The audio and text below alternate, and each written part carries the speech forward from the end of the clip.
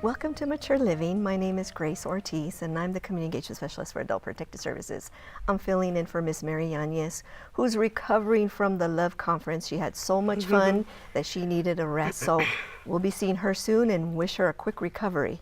Today, we're going to be talking to Simone Ridley. She's the owner of Primus Eldercare Counseling Services, and I'm excited to have her come and talk to us about what she can do to help our community and our seniors. Welcome, Simone. Thank you, thank you. Thank you so much for having me here. So tell me, what is it that your company does? So I'm super excited to be here to talk about my services, Primus Eldercare Consulting.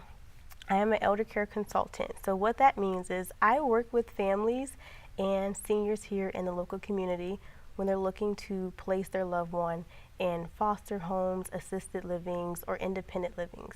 I know it's a hard conversation to have because we all want our loved ones to be home where they're most comfortable, but sometimes it happens where they're no longer safe to live at home, and safety is always key. So what I do is I'm the expert in the field. I have studied and worked in the field for 14 years. So gerontology is my passion. I have a background in gerontology as well. So what I do is I work with the families one-on-one, sit down with them to figure out what are their specific needs and desires for their loved one, for mom, for dad, for grandma, whoever it is who no longer can live home by themselves safely.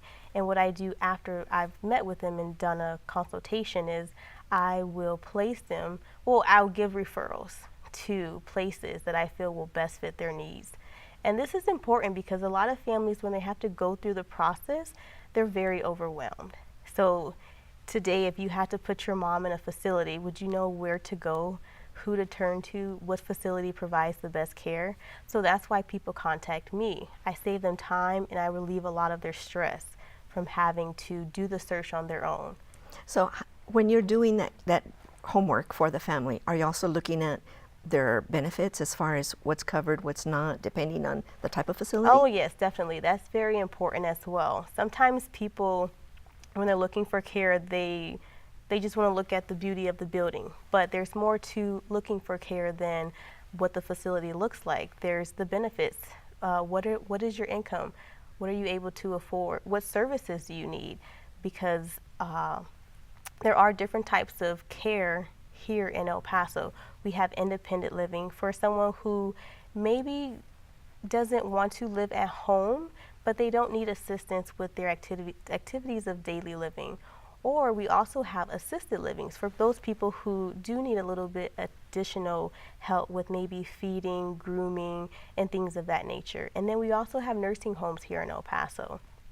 El Paso also has what we call foster homes. They're residential style living communities. So a lot of people are unaware of the many options that are available to them when they are placing their loved ones, and that's where I step in to help them.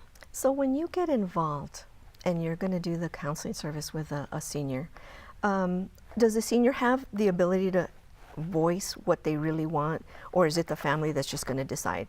It depends. I'm trying to wrap my head around it and figure out, does the senior have a say in it? Yes, definitely. It's very important for seniors to have a say in where they're going to live, because who wants to be placed somewhere where they don't have a say or they don't have an opinion? So what I always encourage families to do is to have these conversations with their loved ones prior to the event or the crisis happening. Say, for instance, mom fell and broke her hip.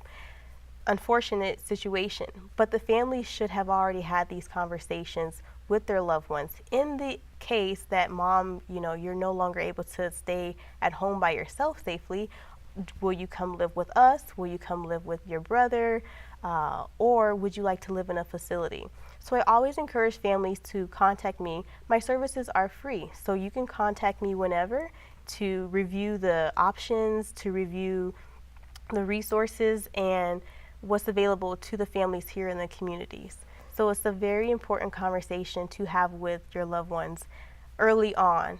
And I was going to ask you that. To me, I think it's a courageous conversation. And a hard conversation to have, definitely. Only because seniors and family members don't want to think about the what ifs. They're really scared. It's a scary, scary, scary topic. Very scary. How would you start it? How would you tell a family to say, you really need to get into it. Get into the weeds and have this courageous conversation. You know what? What I always encourage families to do is just have a conversation. And it's a very, very difficult conversation to have, but over a dinner or, you know, just coming over your loved one's house to talk about the future. Because as we know, the population is aging. Research shows that by 2030, 20% of the population will be age 65 and older. So that's 1 in 5 adults. So we don't have these conversations now with our loved ones or even with our family and friends. That's important as well, to have these conversations.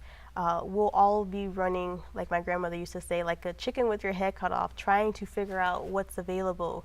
Where can I go? What can I do?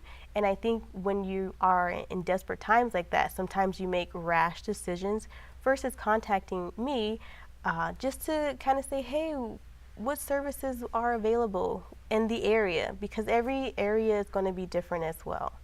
So, you know, you're mentioning the courageous conversation, and, you know, today's the date. We got to start that conversation today. Mm-hmm. The time is now. Yes. Is what I tell everybody. The time is now. But, you know, tell us more about the category and the number of different options of care.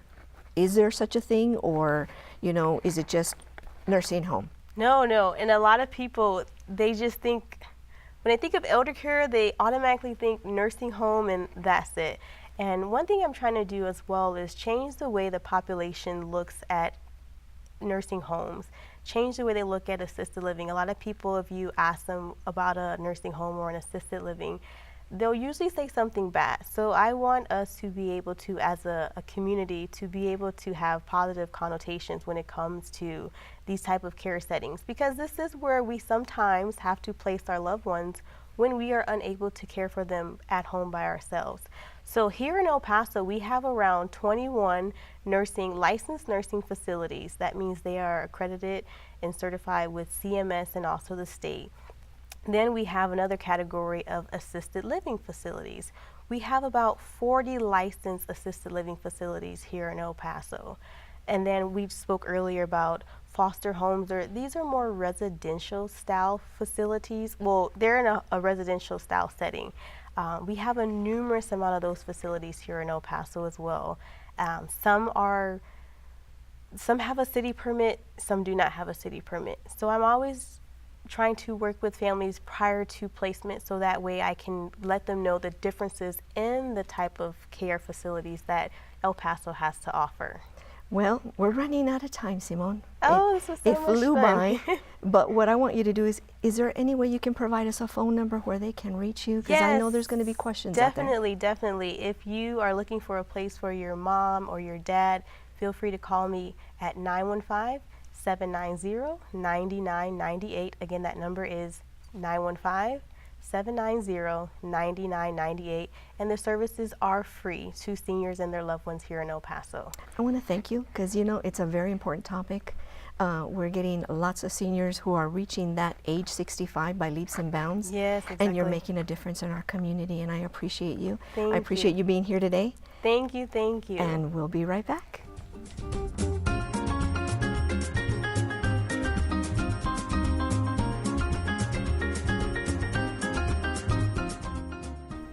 Welcome back to Mature Living. We have Ms. Debi Lopez, and she's with the EPCC Libraries. She's a librarian, and, you know, I'm excited that she's here today. She's going to tell us about what EPCC Libraries has for us. You know, unfortunately, we were talking earlier, is more and more people are not utilizing those libraries. It's more about ebooks and going to Barnes and Nobles. But I think that our libraries have so much to offer, and I'm so glad you're here today so you can tell us all about it. Jump on in, Ms. Debi, and tell us, what does EPCC Libraries do for us? Well, we're an academic library, so we offer all kinds of resources for students, staff, and faculty. We have a reference desk where they can come and ask questions on anything they need, how to research, how to use it, internet, anything they need information on. We also do library instruction classes, where we teach classes how to use the library for their assignments, for their projects. So they instructors can bring their classes to the library and learn how to do that. how to use the reference books, the catalog, the databases, the internet for research. We also have some programs. We just had a Librarian, I have to say that slowly, project or crafts where the students, a lady from UTEP, an art instructor, came and taught the students how to make alebrijes. We also have a chess club, and we're trying to increase our services or programming as we go. So can anybody just use the EPCC libraries? Everybody is welcome. Students, staff, and faculty need to have their student ID. That's their library card. That's how they check out books, use the computers, and use some of the other services. Community users will just have to fill out a little form at the circulation desk. They do have to be 17 years or older, unless they're early college students. They fill out a form and they can get on the computers, check out books. They do have a limit, but everybody is welcome there. Well, that's interesting because I would have thought just students and that's it, and maybe that's why nobody utilizes the Right. library. And then other services, other than the computers, are there any senior programs or anything that you're going to be working on to help our seniors get more involved with the libraries? We are, at this point, we have, large print books. We have the craft programs where everybody is welcome. But we're trying to find some programming that is geared towards seniors. And right now we're working on a grant that will help them with their computer skills, basic computer skills. Sometimes they get iPads or tablets for Christmas and they have no idea how to work them. So that might be a good program for them. Also, they want to learn how to use social media such as Facebook and Instagram and Snapchat, and we'll be teaching them how to do that if we get that grant. I think that's a great thing. A lot of seniors, they hear about it and they're very fearful of learning the new stuff like that, especially are. technology. It scares But them. if you can get them in there to the library and they can learn something new, I think it's great. It broadens their horizons. I do know that there's something else at that library or with community, the Laura Jenna Bush and the Laura Bush. Right. Tell me about that. That is at the Northwest Campus, and it's an academic library, but it's also a community library. They signed a partnership with City of El Paso and El Paso Public Library. So they've combined their services, and they offer lifelong learning activities for students from pre-K to college. So they have a collection of children's books, a really good collection there. They have a early literacy center where they have meetings and story times and programs for students. I think that's really interesting. That's the other thing. You just mentioned, we talked about seniors and now you said something about kids. I don't think parents do that enough nowadays. Right. Go and take them and show them what a book is about or sit and read with them. It's sad because what do we see at restaurants or anywhere, doctor's offices? tablets. Mom just reaches over and gives them the phone and mess with the phone and download videos. Right. I just think it's important that everybody get involved with reading, getting that book, starting it from the start and finishing it to the end. It's true. And you can just get involved with the book and learn something new. Right. That's what happened with me when I was young. Mom took us in the summer and we had to learn responsibility, check out the book, and then turn it back in on time, and it was our job to remind her it was time to turn it in. But that's where I got my love of books. So I'm a reader. I like the smell of them. Don't ask me why, but people will ask me, well, a book doesn't smell. There's a certain smell that they do. have, and it's a Yeah. good smell. It's true. And tell me, the library hosts different, is every library at every EPC campus, they host different types of activities, or do you all run the same? Oh no, we're all different, depending on the campus. I know Trans Mountain offers story times as well for their child development students and the daycare. Mission del Paso has the early college there that they do programming for, as well as all the other campuses, because we do have the early colleges. But we're all different in what we offer. There's some things we all offer, the library instruction classes, the reference desk, computer use, but then we do our own thing also. And if you could do me a big favor, briefly touch on some of the rules and security issues with the library. A lot of people don't know that there are rules we have to follow. Right. Well, books check out for 3 weeks, audiovisual materials for 1 week, and they have to be really careful about them being late because they will be fined. And sometimes their grades aren't released until they pay those fines, or they can't register again until they pay them. We really don't have any big security issues. I think the ones I can think of personally are where somebody fainted and we call our security, our police department, and they go. We've had stolen items, missing items, mostly things like graphic novels, the popular ones. Okay. But as far as security, it's pretty secure there. I've been there, part-time since 2003, and then full-time for 2 years now. So I can say that we're pretty safe in there. Okay, good. Yeah. Other than that, is there anything else that we could touch on as far as these libraries? I think we really need to stress that anybody is welcome to come to the library and, Right. take advantage of something. It might be around the corner from where you live, the colleges, because they're all over the city. Right. And I just think that people should take advantage and go to the libraries and be a part of it. What would be something that you would suggest?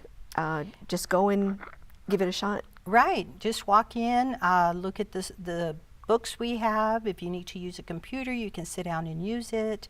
Pay attention to, promotions for arts and crafts, story times for students. As far as seniors, there's a book club they could join. We have large print books.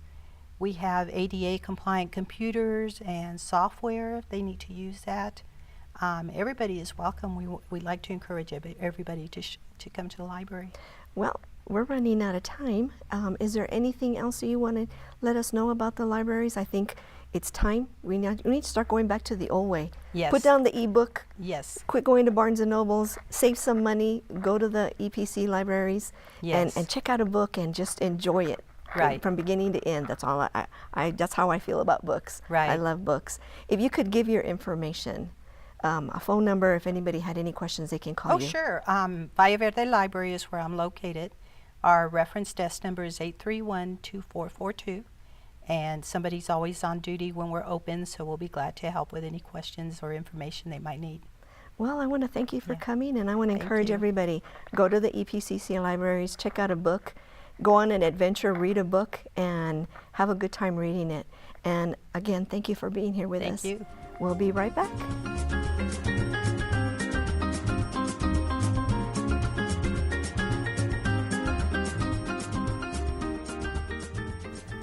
Welcome back to Mature Living. We've got another guest for you today. His name is Dr. Armando Gonzalez, and he is with Nature Aroma Essential Oils for Health and Safety. And we're going to welcome, we're so excited to have you here today. We're going to talk Thank you about very much. a very interesting topic, something that's a lot of people are talking about, and I'm excited that you're going to be able to give us some information about the facts and the foes. Yes, of course. What it is medical cannabis is what we're Yes. going to be talking about today. Correct. So tell me, what is it? Well, first of all, cannabis is a generic term that we use for plants within the genus Cannabis. One of them is hemp, which is a fiber plant which contains a very important medicinal compound called CBD, or cannabidiol.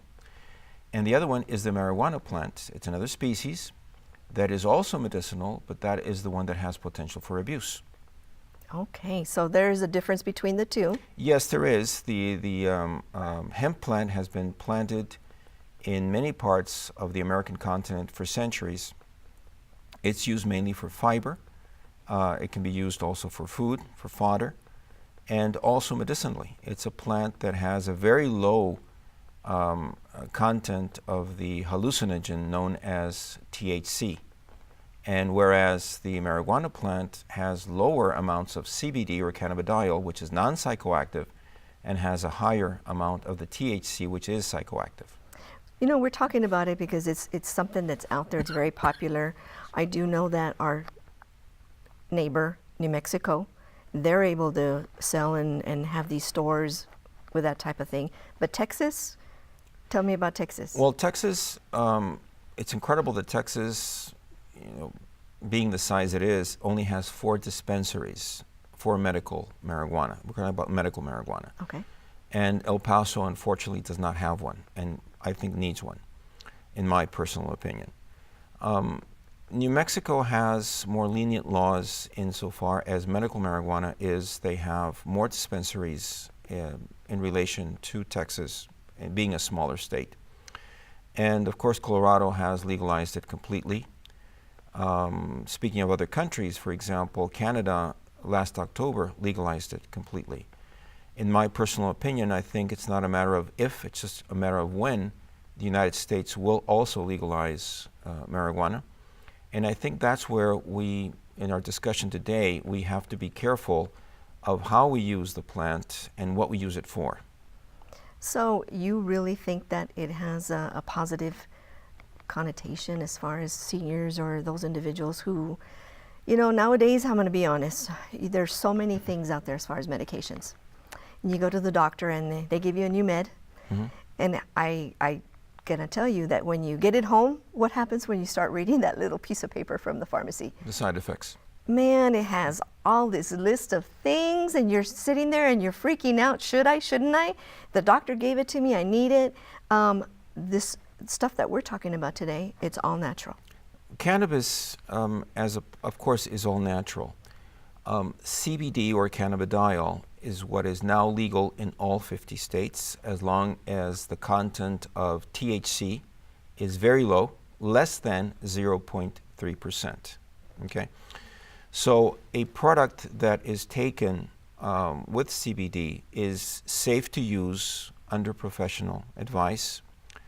I am against the indiscriminate use of gummy bears and things like that could be used very wisely for children who have, for example, seizures. CBD has been found to be very useful medicinally against seizures in people of all ages and especially even in small children.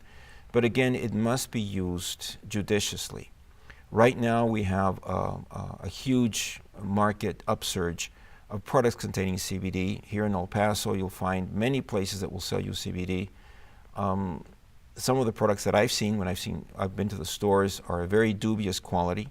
You've got to be very careful that what it says in the container really is what is inside the product, you know. And so it does have proven abilities, okay, and actually so does marijuana, the other plant. The problem is that in the United States in the last 20, 25 years, many strains of the marijuana plant that does contain very high amounts of THC, which is a hallucinogen, they've been developed precisely for the recreational, not the medicinal, shall I say, approach. Right. And that's very unfortunate because both THC and CBD work better together than in separate Using them ways. separate. Exactly. But again, there is where we have to exercise caution because, for example, I don't advocate smoking anything. Whatever it is, marijuana, tobacco, whatever it is, anything that is combustible, in my personal opinion, is harmful over time to the respiratory system and later the nervous system, okay? So I do not advocate smoking marijuana at all, as I don't advocate smoking tobacco, okay? Two plants that, you know, interestingly can be useful medicinally when they're used properly, but not just recreationally. I'm no one to say how a person should use them, okay? I'm just saying my personal opinion is that smoking marijuana, unless the patient has glaucoma, okay, then I honestly don't see a reason why it should be smoked. There are ways of taking it, which is usually either in pill form, and there are, by the way, synthetic, and by that I mean lab-derived, not illegal synthetic, but lab-derived products such as dronabinol or Marinol, which are FDA approved, and they are given to patients, especially with cancer. Mm-hmm. They're undergoing chemotherapy and radiation to try and stave off the side effects of this ordeal. More than a treatment, it's an ordeal. And so I think that medicinal marijuana has a place, you know, in the therapeutic application of the plant. It is now very useful against, for example, the opiate epidemic that we have in the United States. You know, so many people have become habituated or addicted to opiates with all the horrible side effects that they have. And so many people, actually thousands of people, are intoxicated or even die every year in the United States because of the opiates. And medical marijuana is definitely an option. But again, when you use it judiciously. And you mentioned CBD. Just tell me again, you said you can find it here in Texas anywhere? Actually, it's legal. CBD is legal in all 50 states as long as the content of the other compound called THC is less than 0.3%. And you can just go to the drugstore and get it, or it has to be prescribed? No, it does not have to be prescribed. CBD, as I said, as long as it contains very, very low amounts of THC, if any, can be bought at various stores. But again, that's where quality control comes in. Right now, many people have jumped on the bandwagon, and it's now the fad, shall we say, which is somewhat unfortunate because in many places they'll sell you, hemp oil that contains no CBD at all. Nothing, it's just hemp oil, which is okay if you want to rub it on or you want to use a carrier oil for lavender oil or something like that. Yeah, it's okay, but it contains no CBD. In other places, it contains not the amount of CBD that it should, and in other places it may contain more THC than it should, and in Texas that would make it illegal. Very interesting. Well, Dr. Armando Gonzalez, we really appreciate you being here today. I think it's an important topic because people are really trying to figure out, how do I take care of myself better, especially if they've got certain diagnosis. And, you know, there's just a misconception out there about marijuana and cannabis and all of those things. But we're running out of time. You're going to have to come back and talk to us some more about all of this stuff. Sure, of course. We really appreciate you. And again, if anybody has any questions and they want to ask you a question, would you like to provide your phone number? Sure, of course. They can call me at 915-345-0741. That concludes our Mature Living Show today. We'll see you next week.